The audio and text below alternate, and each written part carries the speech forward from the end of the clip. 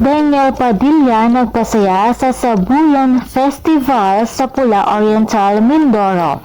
Dinagsa ng libu-libong tao ang concert sa Pula Oriental, Mindoro ng aktor na si Daniel Padilla kasamang ilang celebrities gaya na lamang ni Cesar Montano, Vong Navarro at Rocksteady. At isa nga sa inabangan ng mga tao ay ang kanilang iniidolong si Daniel Padilla. Talaga namang sigawan at hiyawan at kinilig ang mga fans ni DJ nang mag-perform ito at nang makita nila ito sa personal.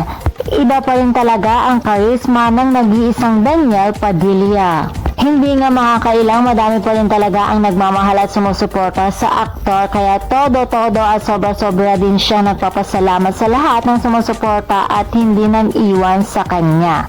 Samantala, madami pa tayong dapat abangan kay Daniel Padilla dahil madami pang niluluto mga proyekto para sa kanya. Kaya mga chikados, abangan natin yan. And for more showbiz update, please don't forget to like, share, and subscribe my channel. Thank you for watching.